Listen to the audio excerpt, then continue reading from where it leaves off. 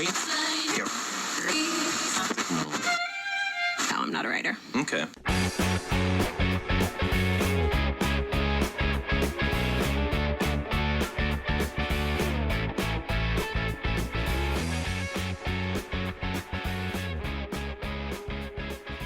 All right. Hey, Spectre. Welcome back to the second episode of STRS. And Thank you. I don't know about you, but I am wicked excited to be back here, and we've got some great shows coming up in the next 2 weeks. I don't know if I had a chance to fill you in on all of them, but hopefully in the next week, we're going to have an interview with the crew from Warships today if we can work out a couple things.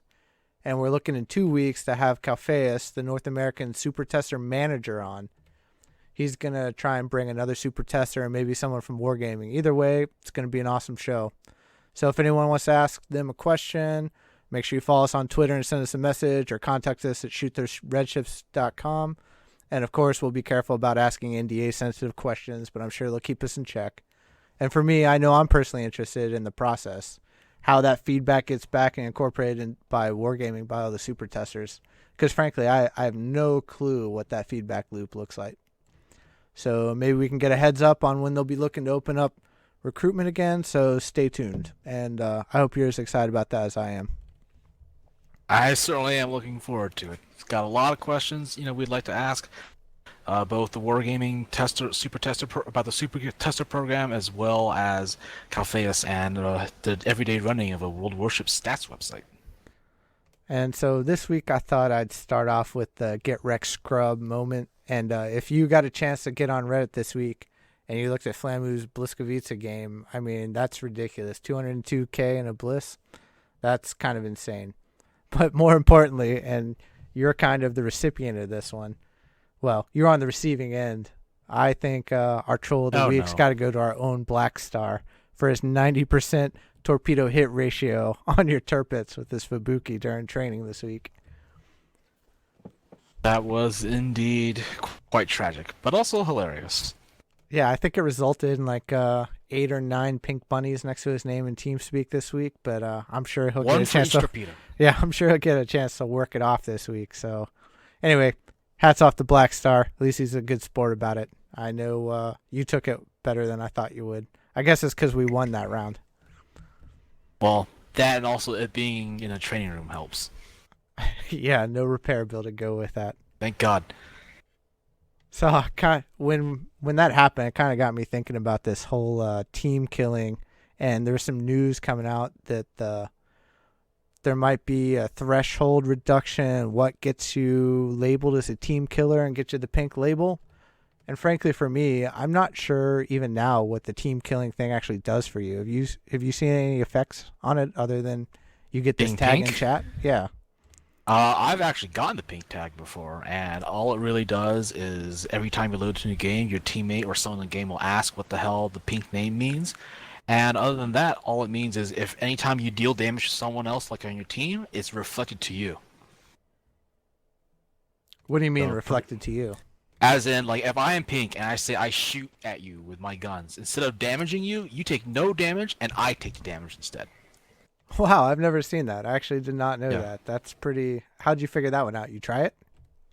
Well, like I said, I was pinked once, and when I was pinked, I accidentally ran into someone, so we were, like, ramming each other, and as I was ramming them, you know how normally ramming does, like 1 damage every something odd second or whatever, and you just could see, like, he was taking no damage, and I was taking 2 damage a second instead of just 1, because I was taking the damage I was dealing to him. Man, that's such a small sample, though. Like, ramming damage? I'd be curious. I kind of tempted to try right now, but I don't really want to team kill someone. You can only get it in the PvP, right? Pretty sure, yeah. I'm not sure, though, but I only play PvP, so I wouldn't know if I could get it earn in PvE. No, I just figured maybe we could go into one of those... Shit, it's been so long since I played them, I don't even remember what they're called, because I only play random team and the league battles. What's co-op it called? battles? Yeah, co-op. There you go, man. God, that shows you how PvE? long I've been in there. Yeah. Yeah, I wonder if you can get the tag in there. It'd be interesting. I'm sure somebody will let us know, or we'll get bored one day over some scotch and figure it out. You do that. Oh, so for me, and I know you've got one too, I'm going to do a fact correction from last week. which I think I said 50 planes was the threshold for clear skies. It's 30 planes and 50% of all the aircraft. Regardless, Yep. still ridiculous. Although I saw you get one the other day. What the hell is with that? I believe that game was an air superiority, Saipan or something like that. And I mean, I just don't know. I think it was against another Saipan too. So the threshold was set pretty low. I mean, the Saipan only has 48 planes. So if you can knock out like roughly around half his wing plus maybe 6 more planes or however many, get it. Speaking of the Saipan, I only played a couple times. I mean, it was interesting. I'm kind of a sucker for buying the premium ships anyway. I guess I'm kind of funding everyone else's game. I don't know. But I played a few times. Kind of bored the bejesus out of me. Saipan's it's all right. I mean, it's the biggest problem with this ship is that it suffers tremendously from getting up tiered. I have Go noticed that. from I've only been high tier one time out of the handful of games I played, and maybe that's just a function of when I was playing. But you had the same experience? no, actually, I mean, I've played a few more games. For me, at least, it's been roughly half and half. And if you're mid tier or the top tier in the game, the Saipan is awesome. You tie up enemy planes real well. Your torpedo planes are pretty much are able to mostly get through their attacks unscathed. But I mean, if you're like in a game with tier 9s, it's really, really rough. You can't get anywhere close to a US like high tier US ship without losing all your planes. And it just becomes a matter of trying to play defensively and trying to get plane shootdowns as your main source of income. Well, I mean, I probably would find it more useful in training captains and stuff if I was in a position where I felt like I was going to go past at Lexington right now. But I'm working on a couple other lines instead. Carriers kind of got boring for me in the real-time strategy action once you hit 8. I don't know. You still love them, though, so I guess I don't have to play them. It's hard to. The problem with carriers right now is people are starting to realize that hey, if you just group up and stay together, the overlapping fields of AA fire really, really help. Well, And, there's some news about that. We'll get to that a little later. We'll come back to that one in the patch note discussion. But so hold that thought.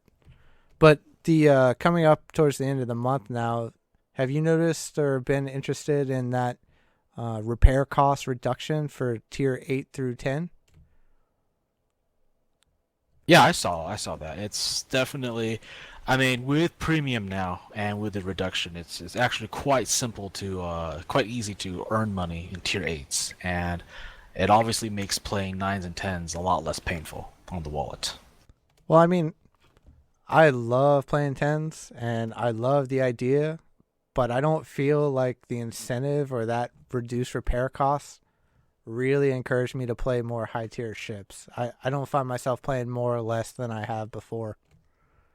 I mean, I think it's important for us to take a step back and realize that this change is probably more pointed at the players for whom, maybe they just like their first line or second time grinding up to these high tiers. For those of us who already have high tier ships, maybe who aren't like actively trying to, level up a ship tree, it's probably, not a huge deal. And, the 8, 9, and 10 repair bills are still, eye watering. But for a player who maybe doesn't have premium or this is like their first time getting up into high tiers, the cost reduction really helps sort of smooth out the climb because a lot of people have said once you get up to 8, 9, and 10s, the issue isn't experience, it's credits. And a lot of players, unlock their tier 9 ships, but they don't have the credits, so they go back and play tier 5s or whatever and slowly, build back up. And I think the reduction, the repair reduction is really aimed at, trying to cut down the amount of credit grinding that some of these players need to do before being able to buy their next ship or next upgrade.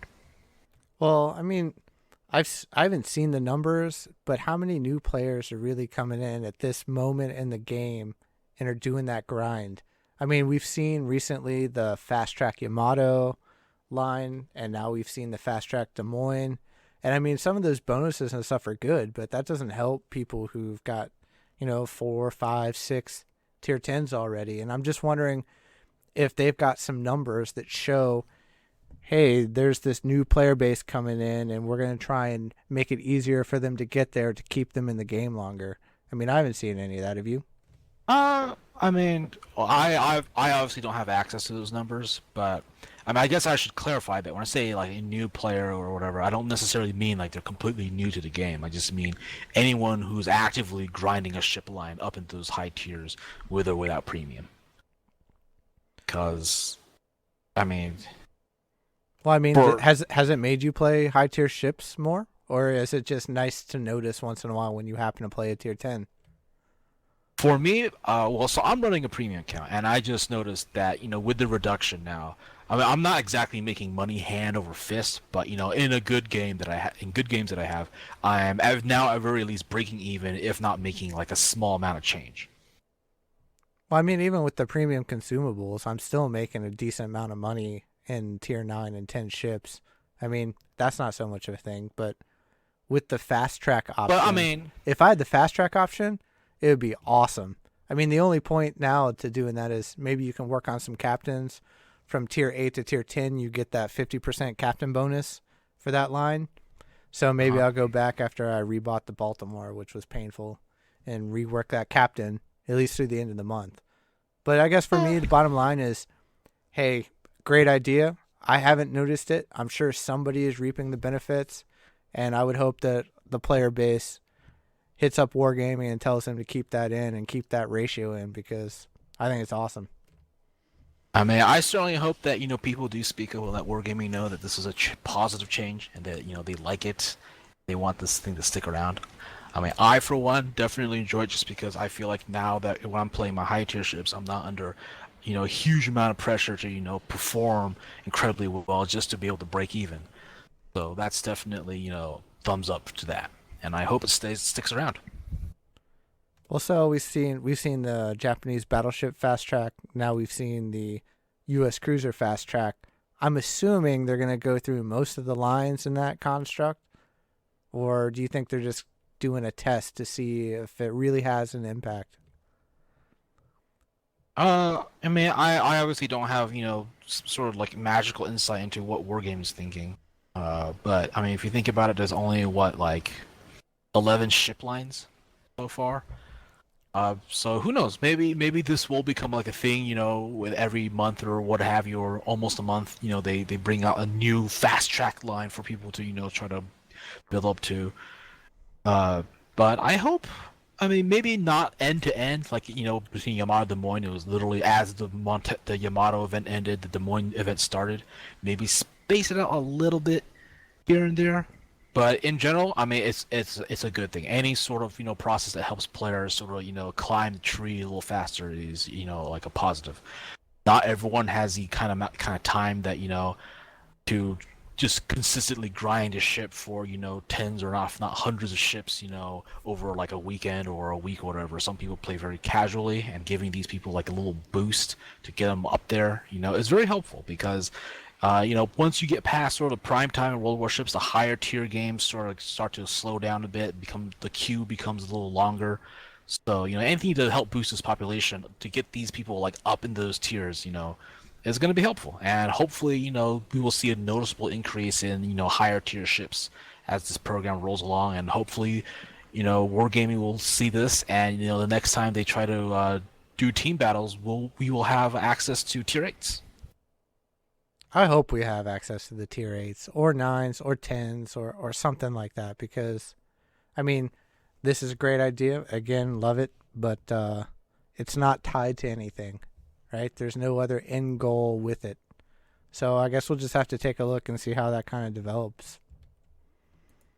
Maybe. Although I'm not particularly attached to this thing needing an end goal. I mean, this thing's end goal is to get more people into higher tier ships, right? So as long as that's being accomplished, I think it's mission accomplished as far as wargaming is concerned.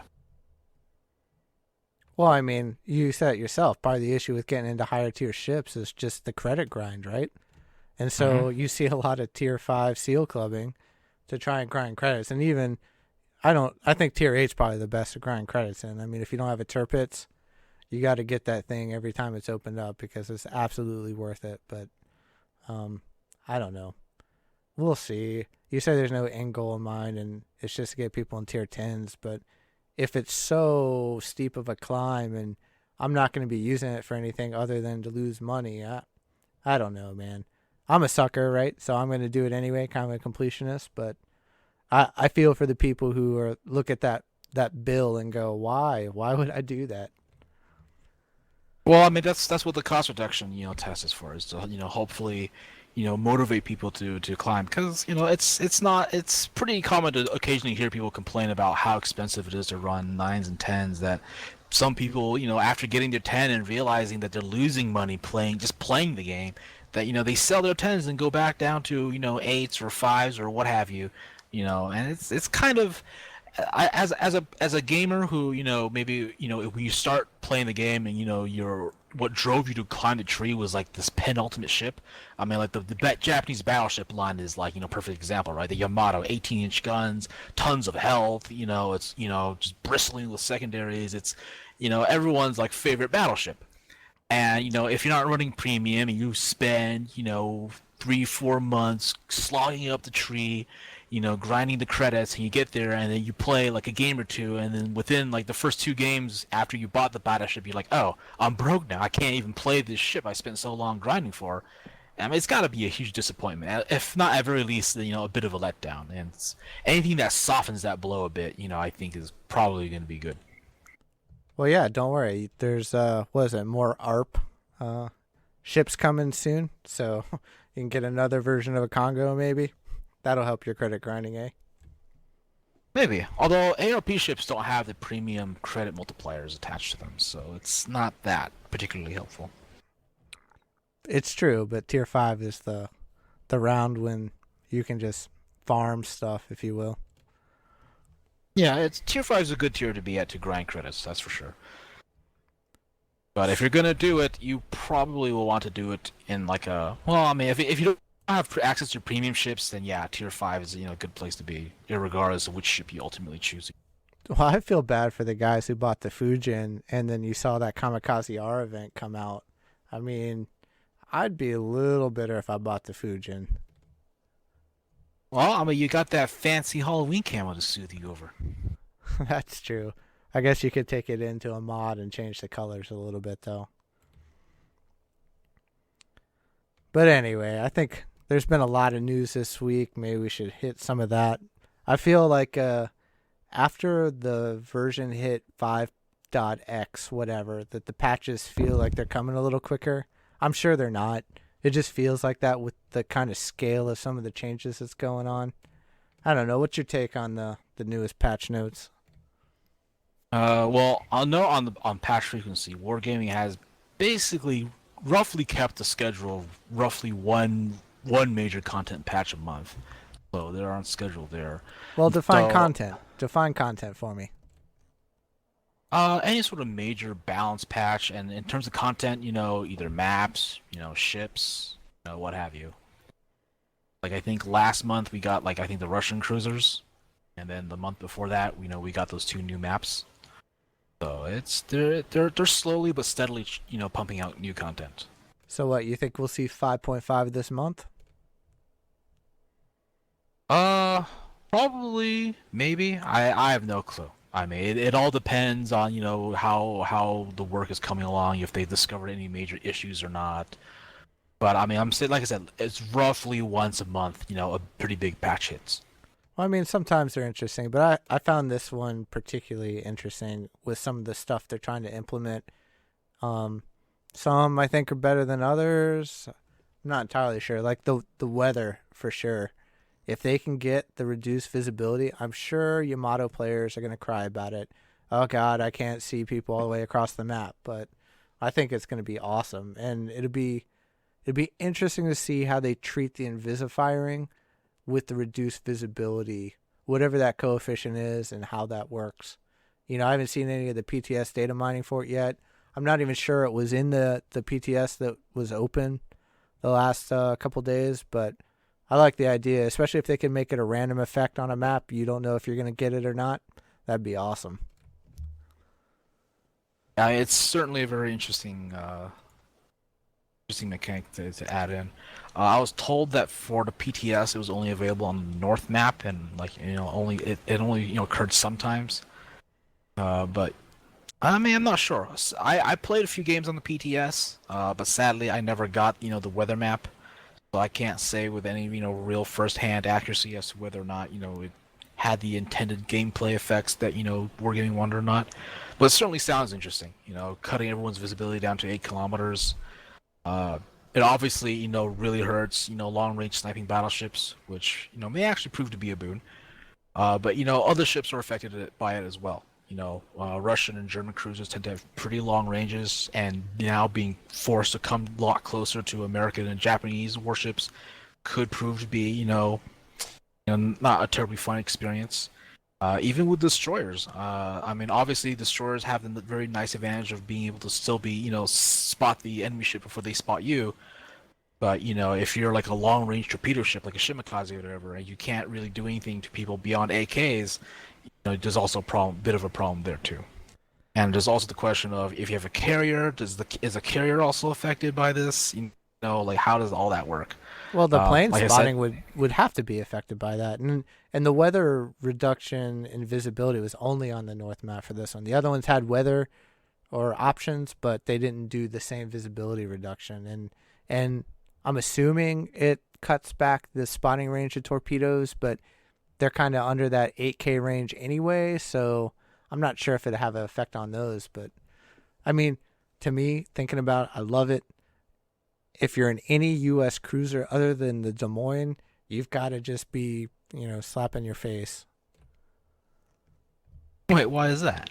Well, I mean, okay, so think about it. You're in a Baltimore or a New Orleans or something like that, and you've got to fight every other ship at 8K or less when you spot them. I mean, you don't have torpedoes, and everyone else does. You're pretty screwed.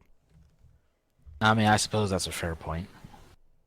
But that then reaches a bit into like just ship balance issues in general. That's for another episode, I think. Well, I mean, I grinded the U.S. cruiser line first. I was like, this is going to be awesome.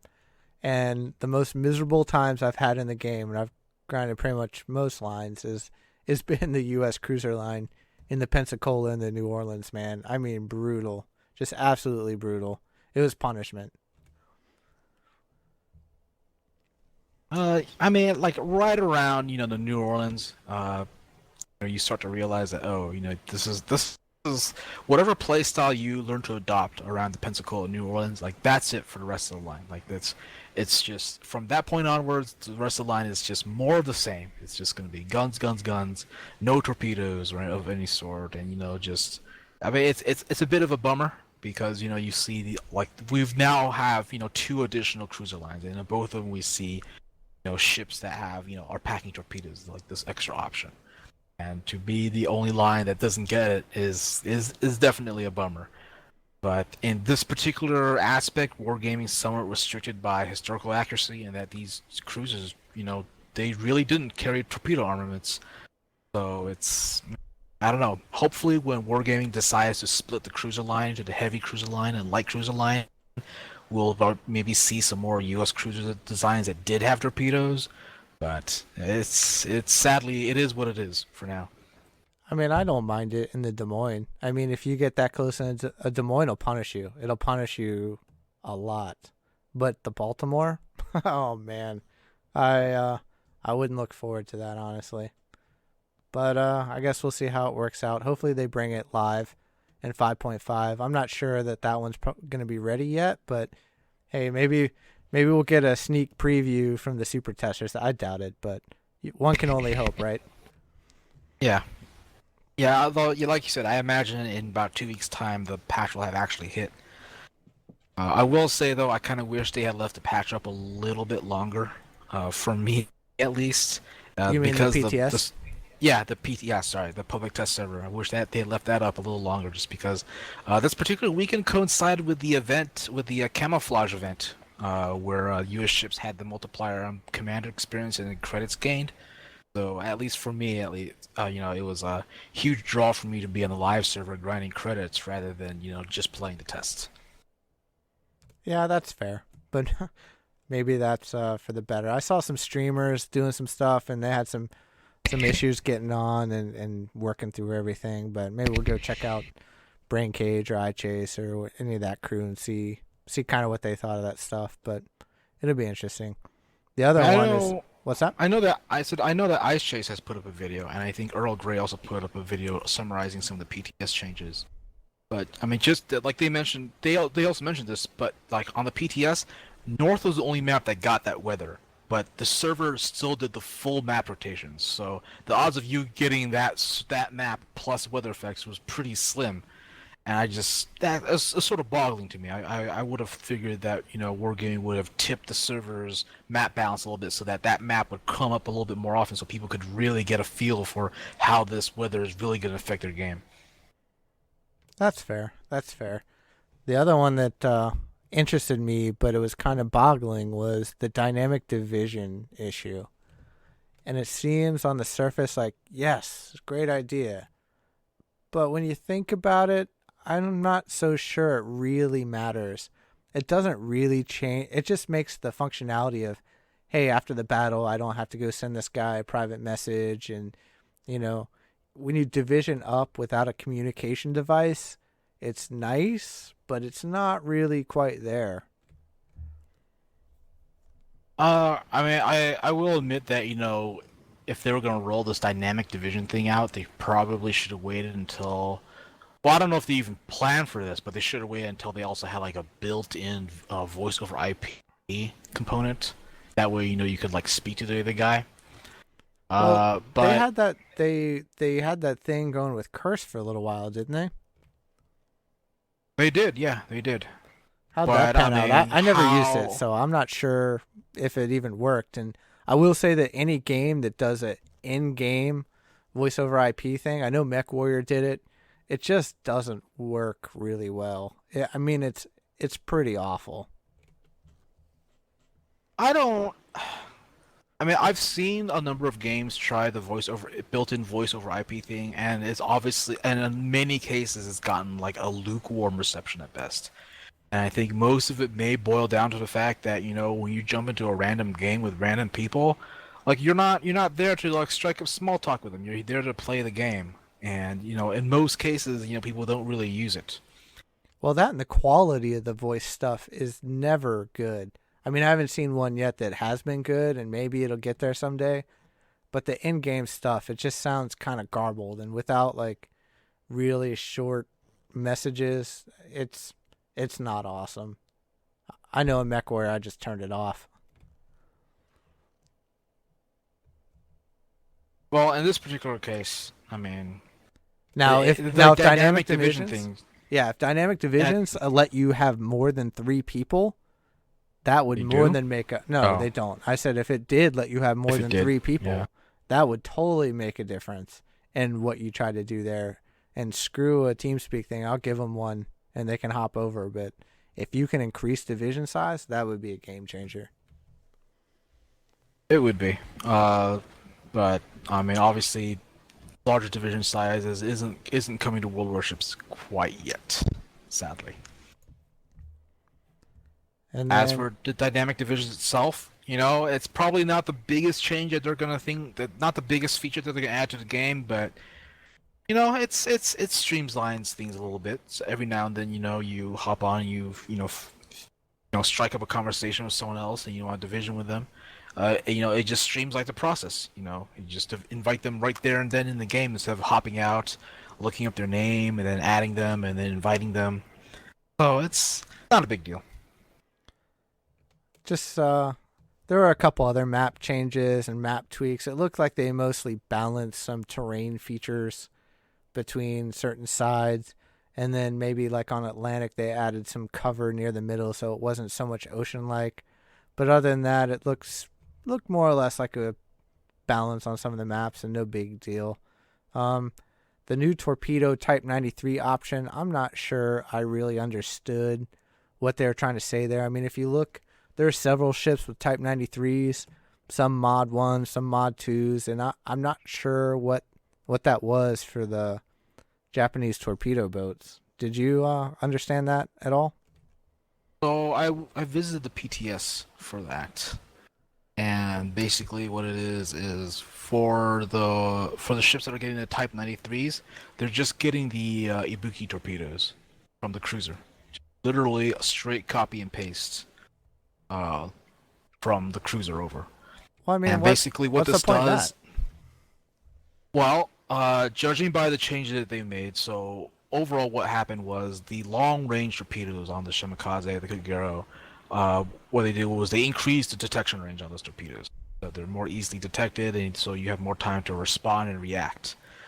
But what they did do with adding all these new torpedo types was that they've basically given these, torpedo boats like a mid and short range option for torpedoes. and So a now with the corresponding Fubuki, detection range? and yes, they have. They, I believe, have like their detection range are what they are currently on live, so they're harder to detect. But basically, these new torpedo options are high speed, but around 10 kilometers range. So that way, these destroyers have to get a little bit closer to their targets instead of the current existing. I'm going to sit out like 15 kilometers away from you and spew torpedoes at you with my fingers crossed. Well, I mean, yeah, those long-range torpedoes coupled with the captain's skill, they increase the speed. I mean, the radar has done a little bit to help with that, but that was kind of out of control for a little while. Well, these changes should hopefully, further shift things a little bit away from long-range torpedo spam. Just because, yeah, these long-range torpedoes are going to lose some of their efficiency if they're spotted earlier.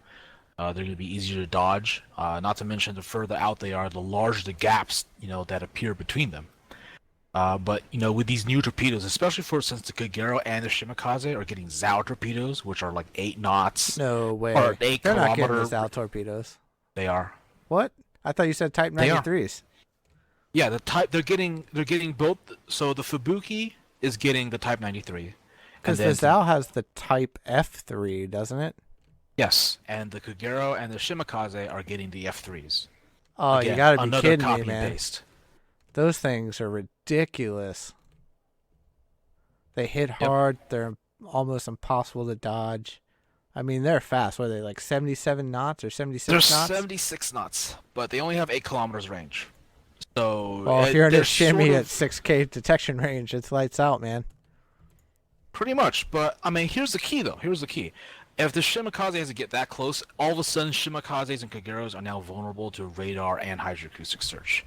Whereas before, they could safely stay far and away from any ship that has radar and just fling long-range torpedoes.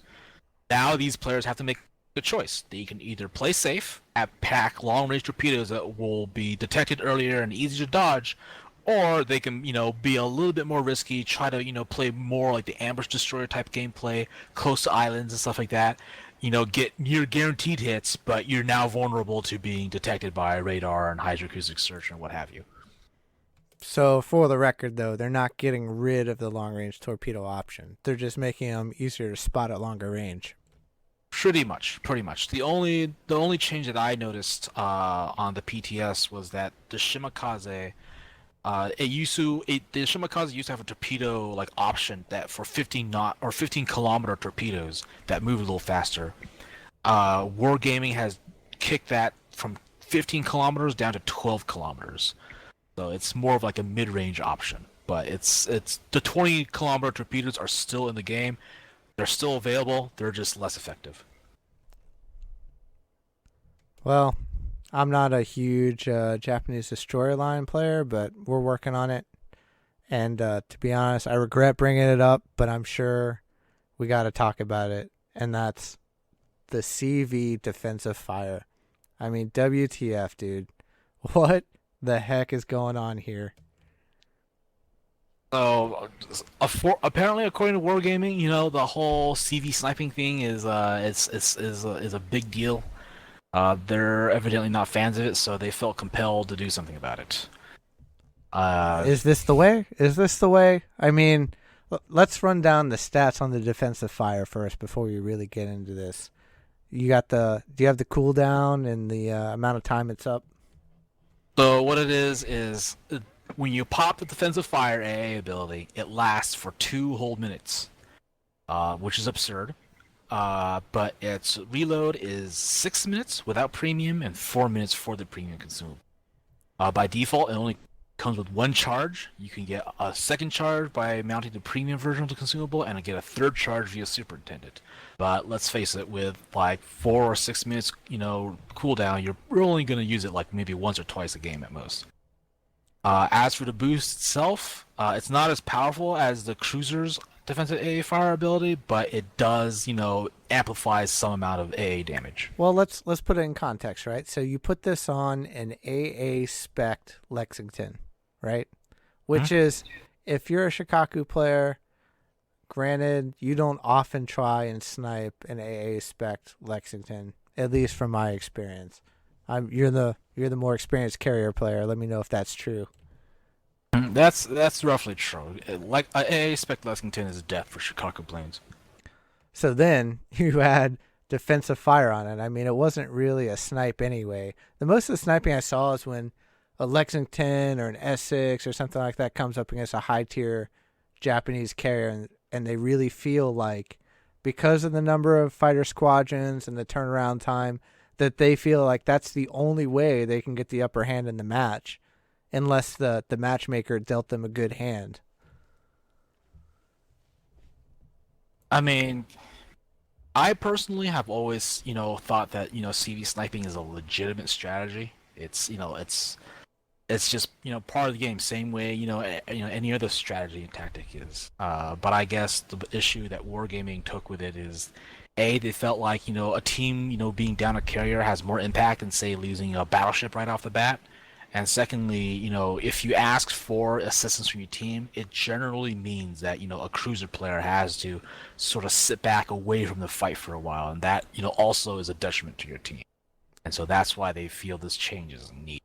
Well, I'd argue that at a high tier, if you only have one carrier, losing one carrier and the other team having a carrier, with some of the higher tier AA changes that happened recently, that's much less of an impact than it used to be. Now, if you've got two carriers, then they can gang up on the second remaining one, then maybe I can see that. But I mean, functionally, what's this going to turn out? You're going to go for a carrier, he's going to pop it, you're going to say, nope, just kidding. You're going to launch your planes on another ship, and then you're going to get them on the second wave when it's on cooldown, right? In theory, yeah, that is the the current theory of, if you still want to snipe, that's just going to be the way that you snipe. You bait out the defensive AA, and then you come back, with round 2, and hopefully you catch them off guard then. Maybe I'll ask the Warships.today crew next week as one of our questions that, hey, when they implement this or big changes like this, do you notice a huge shift in what the average stats are, damage done and stuff like that is for ships, especially in this case? Because, I mean, looking at it, I'm not sure how much of an issue the carrier sniping really was. Let me ask you this.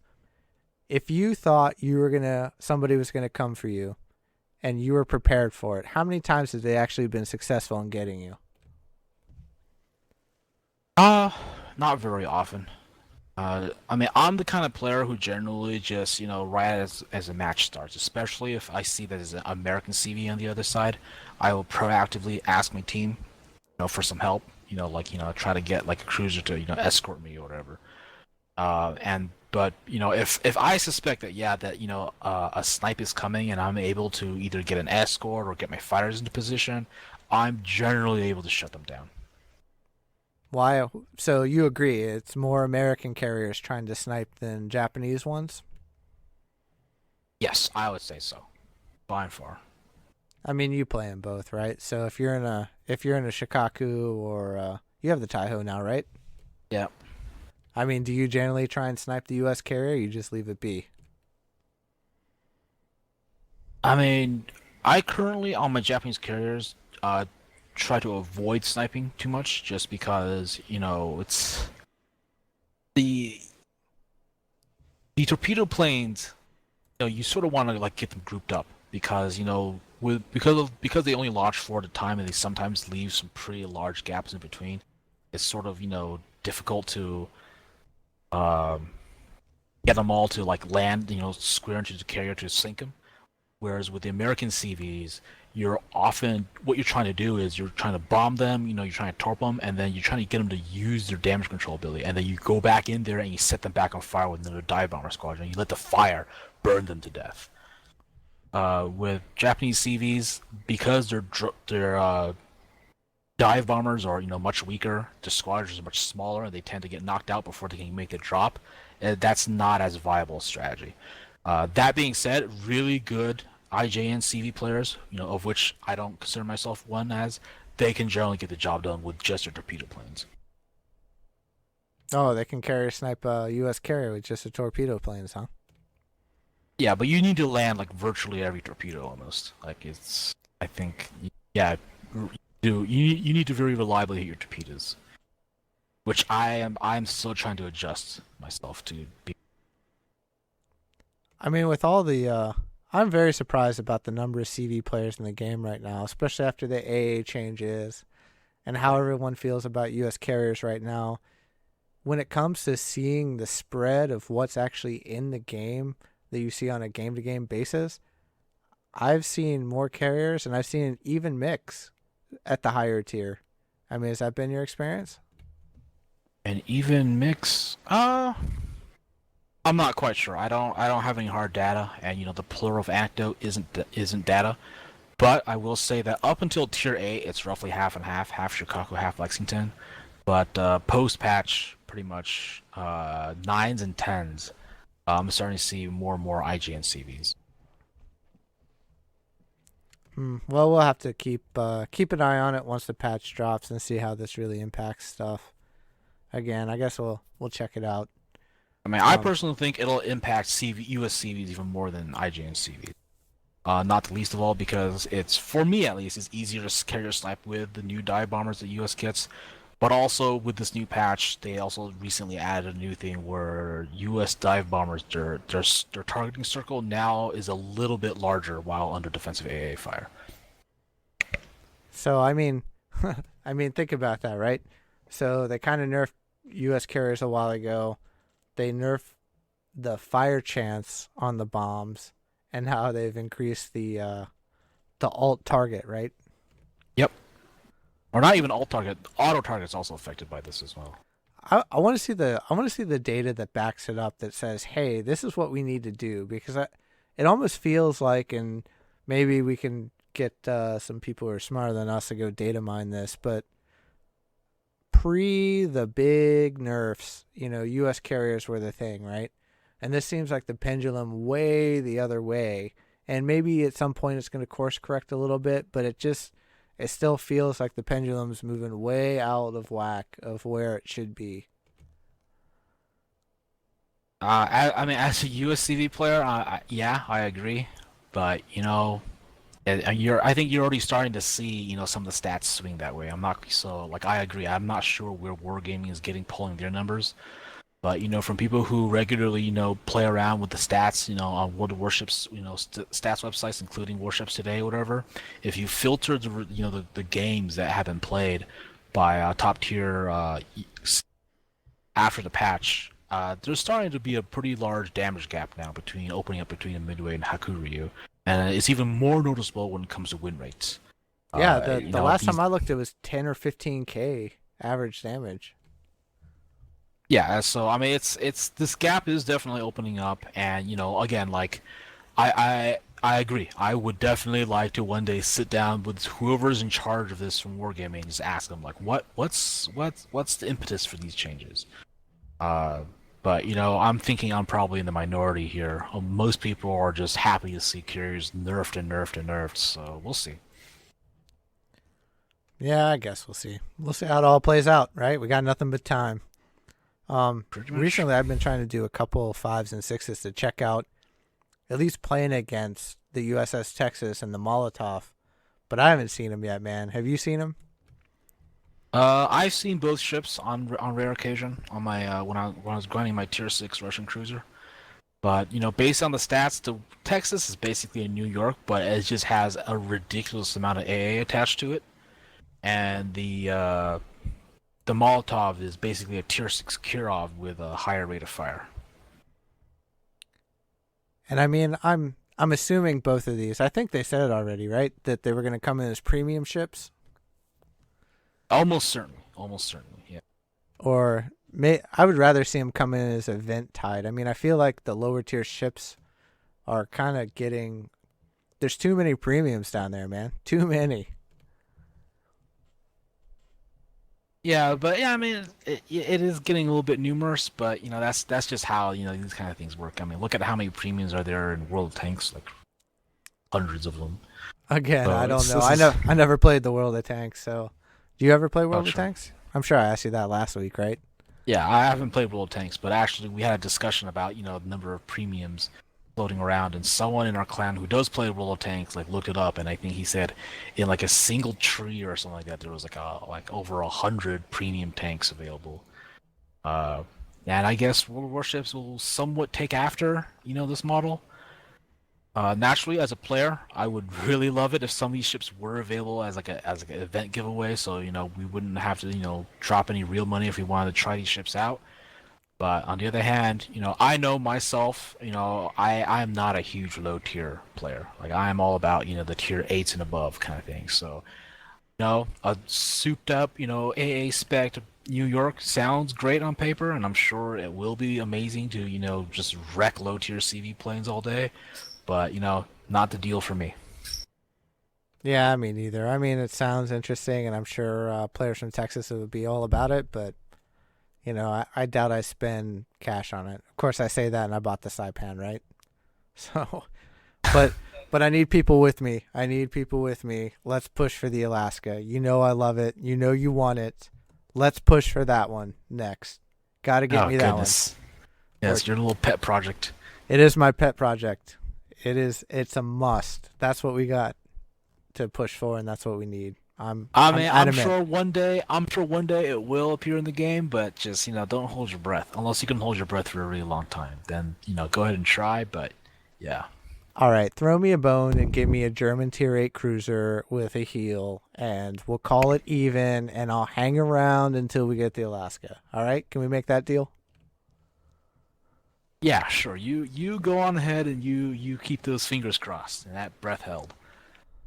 I'm just gonna be sitting here playing my Iowa. Ah, I thought you'd be with me. Yeah, I mean, if you want me to with you, you gotta throw in a tier 8 U.S. battleship premium as well, like a South Dakota class or something. What would that look like? That's what you want, a tier 8 South Dakota? Tier 8 South Dakota class, yeah, pretty much. It would be roughly similar to a North Carolina, and I don't know what kind of gimmick they would give it, if they give it a gimmick at all. But it would be nice. Or a tier 10 premium. Give us a tier 10 premium. That would be awesome. I'm sure that'll never happen. They say it's never happened, and I won't hold my breath on that one for sure, but it could be interesting. I think it would be very cool. I'm not sure how they would distribute it, if they just like flat out sell it like they do with other ships, but tier 10 premium? How many do you think would buy a Musashi for $80? Oh, I don't know about 80. Maybe 80 in a bundle. But I'm not. Well, what'd the Tirpitz go for? The Tirpitz was pretty expensive, man. That's true. Do you remember what that one cost? I don't remember. I don't remember. I don't. I know it was over 60. I'm pretty sure. Maybe we can look it up, because I know right now the Europeans have the Tirpitz on sale again. Oh man, you remember the first wave when that thing came out? All you saw was Tirpitzes in every match. It was like 8 aside. It was pretty great. Oh man, I was just so glad I had my Yamato at the time, and just taking the Yamato out and just killing all these Tirpitzes over and over again. It was just amazing, and especially since at the time people were starting to discover that the Tirpitz is virtually uncitadelable. Yeah, the Yamato's 18-inch guns doesn't care about that. It just goes right through them. Well, yeah, you don't even need a citadel. You just need the white damage, and it's still gonna wreck them. Yep. Well, while you're looking that up, I mean... So, yeah, I found it. So the bundle for the Tirpitz on the European servers currently going for €70, which works out to be about $80 US. So a I tier mean, 10 premium bundle would probably be $100, closer man. to $100. $100. $100 for your own Musashi. Yeah, I don't know. Would you do it? Would you do it? $100 is a very steep price to ask. Even $80 for a digital pixelated chip is already like a lot to be asking out of people. So your voice says no, but your eyes say yes. Pretty much. It would give me pause for thought, to say the least. Well, before we close out for the week, we had the second round of the Supremacy League this last weekend. And after that, I think the Kantai Fleet Girls and OP Gaming are tied for first. And they've only played 3 matches, so the standings say, but I don't know who they play in their 4th round. And I think that puts APAC in 3rd. But after the first 2 weeks, man, what are your impressions of the Supremacy League? So the 2 newcomers to the league, Kantai Fleet Girls and OP Gaming, are putting up a really strong showing. I know a few players from those clans, and they're all extremely talented. So they're definitely gonna, give the existing clans a real challenge. And it'll be basically down to whether or not these clans can, really sort of find a way to either offset, sort of some of the individual talent that, these clans have through teamwork or coordination. And if so, hopefully they pull through and we can get a really exciting season going on. If not, we're probably just going to see a continuation of, just individual talent carrying those 2 clans to the top. Well, as a kind of a final note on all of that is as we start watching to see how this turns out, and we split the difference this weekend. We did all right. We're still working through it, but the issue of streaming matches, I think it's kind of a sharp divide between people's opinion on whether or not they want their side's team to be streamed, whether or not you hear the voice or not hear the voice. But I mean, for most competitive games, if you look at it, hey, they're always streaming everything, and I mean everything. So I'm curious to know what the real heart of the argument is to say, hey, I don't want you to stream my side. Well, I mean, I think in most other games, right? Like when there's a stream of a tournament, you're streaming from the spectator's point of view. You very rarely get a direct stream into the other, like one or the other team's comms. And so, I mean, who knows? Maybe there are certain little secrets that clans want to keep under wraps, behind closed doors. And if that's the case, I feel like that should be respected. But definitely, hopefully, we get like a really, a real fleshed out spectator mode added to the game. And when that happens, then we can have these teams that are just where people can just watch and without fear of one team giving away too many secrets. Well, I'm with you on that one. I totally understand the comms. If you don't want them to hear the chat and exactly what your intent of your strategy is, I can totally understand that. So maybe not understanding that nuance is what the rub is currently, and that's fair. But I would say that you should be able. I mean, we've had it streamed before, right? Some of the testing that we did where they could jump around ships and they weren't necessarily listening to comms or anything. At least that's the way I recall, right? So I'm cool with that. That's what spectator would be like. That's what spectator mode would be like. Just a third party that's just watching from above. Yeah, and I would be all for that, and I think that's what the game needs, and I think that's what people want to see to keep them interested. And if it says, hey, keep comms out of it, I'm all for that. That makes sense to me. Well, hopefully Wargaming hears that and fast tracks that, or maybe we can let the Wargaming super testers know when they show up on the show. Hey, there's a demand for the spectator mode thing, and if you could feed that along, that'd be really great. Fair enough, man. And unless you got any closing thoughts, I think we'll kind of leave it at that. Nope.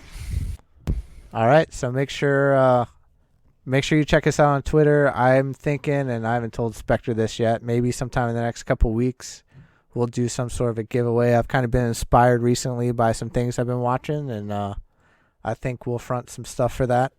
Oh, kind of get people interested. I know. It's big money, right? It's a baller. Yeah.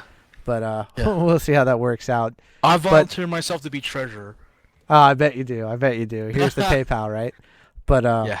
I think we'll try and do some of that. But I think the most important thing over the next couple of weeks is to make sure that we get as many people as we can to tune in for the Super Tester interview. I think it's going to be a lot of interesting conversation.